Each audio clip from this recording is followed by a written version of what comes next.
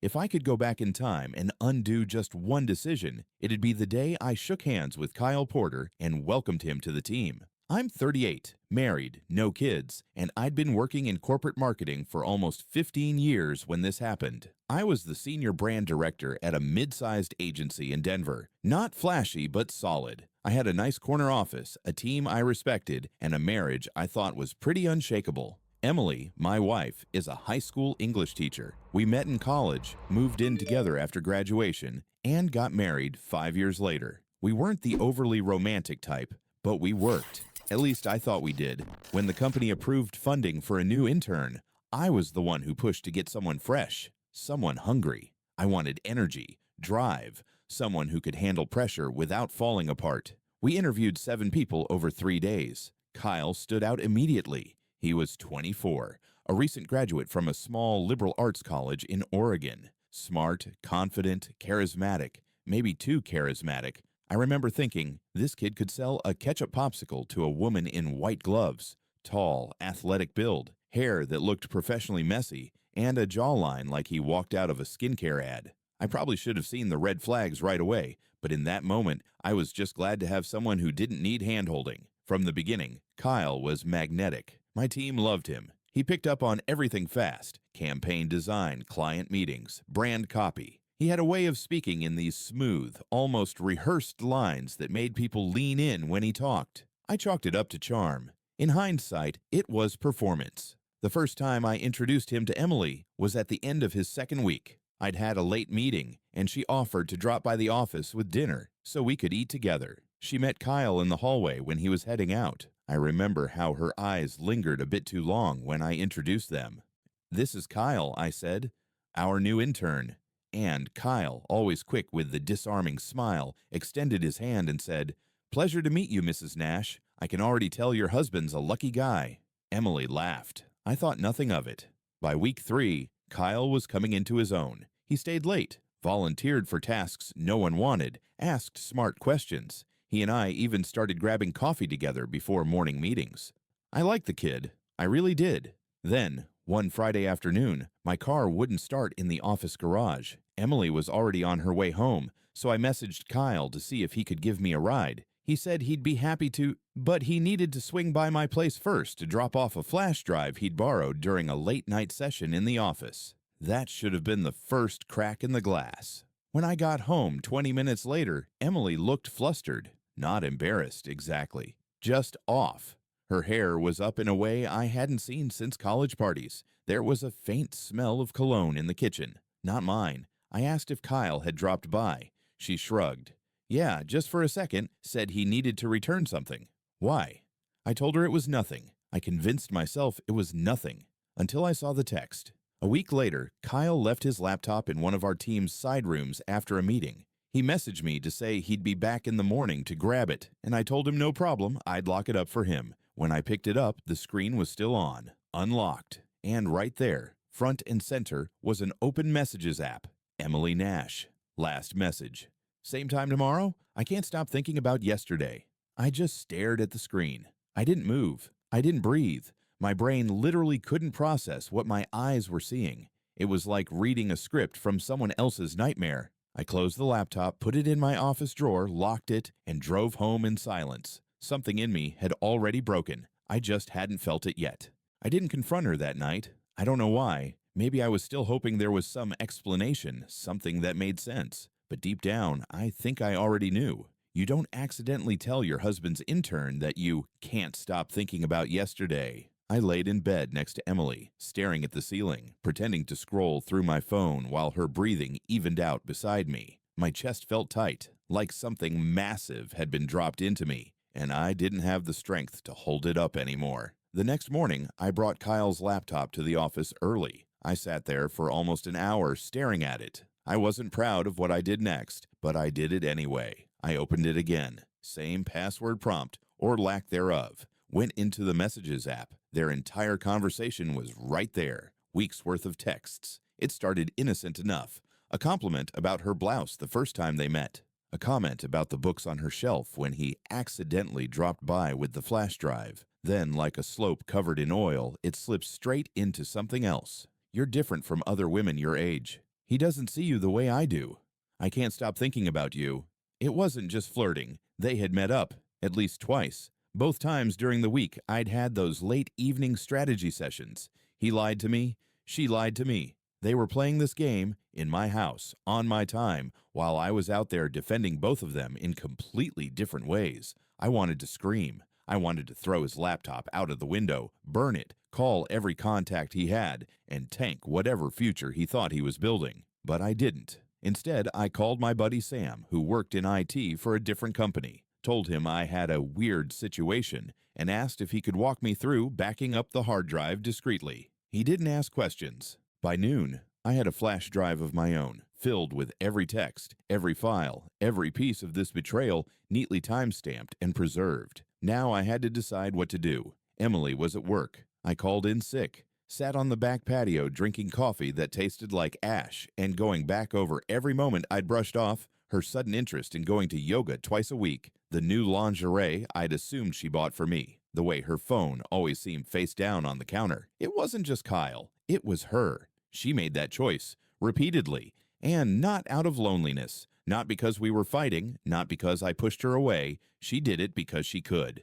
And Kyle? That smug little punk was playing me like a violin, using me as a stepping stone while he helped himself to what he thought I didn't appreciate. The next day at work, I didn't say anything. I wanted to see how far he'd take it. He walked in like usual, big smile, coffee in hand, acting like he hadn't just lit a match to the middle of my life. Asked if I wanted anything from the break room. I looked him dead in the eye and said, "I'm good, thanks." He didn't notice the shift. Not yet, but Emily did. That night, she asked me if something was wrong, said I seemed distant. I told her I was just tired. She leaned over to kiss me.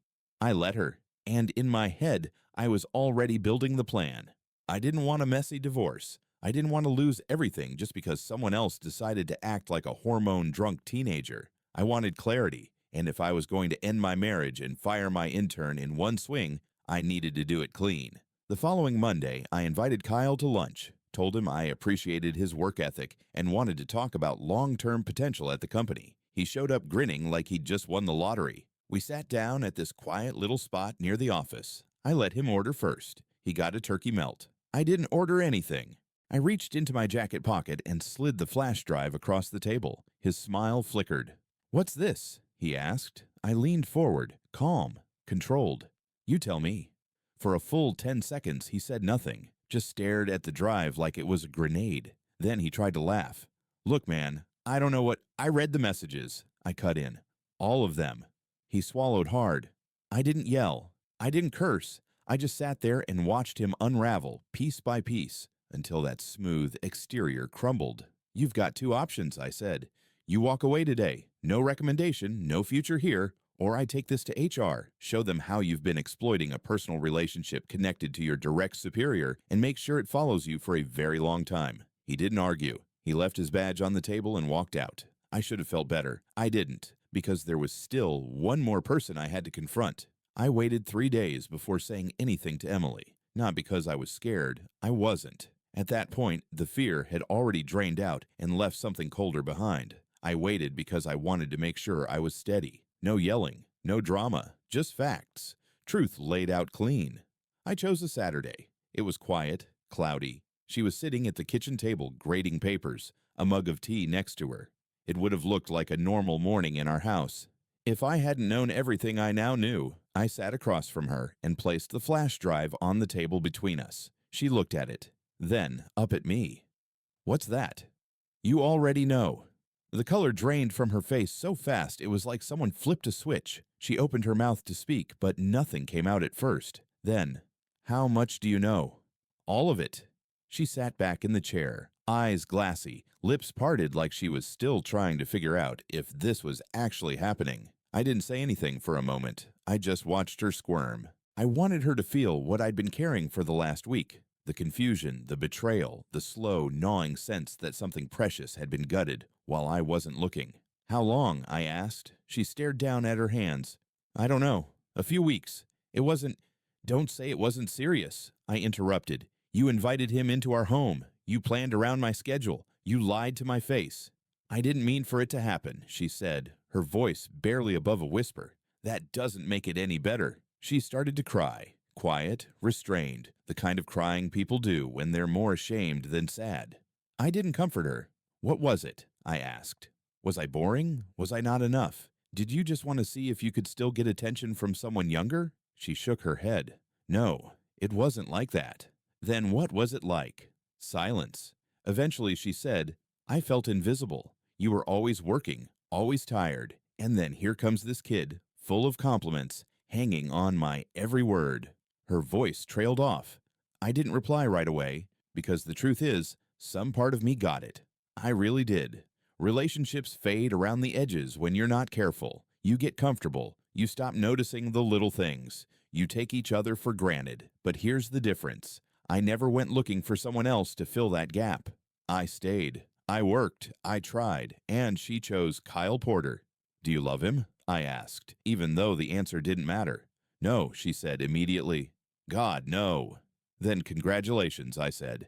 You blew up a 15-year relationship for a guy who couldn't even finish a single internship. She flinched like I'd slapped her. We didn't fight after that. I stood up, told her I'd be staying with my brother for a while, and walked out. I left her sitting there at the table with her tea and her papers and that little flash drive that had detonated everything we'd built together. The next few weeks were a blur. I moved into my brother's spare room, filed the paperwork, told my boss I needed some time off. He understood. Turns out HR had already gotten wind of the situation from Kyle's exit paperwork. Word travels fast in offices. Some people looked at me with pity. Others acted like I was radioactive. I didn't care. I just wanted to get through the day without thinking about what was waiting back at the house I no longer considered home. Then one afternoon, I ran into a woman named Jenna in the parking garage at work. She was on the design team a few years younger than me and had always been friendly, not flirty, just decent.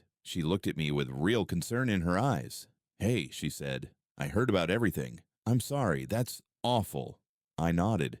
Yeah, it's been a ride.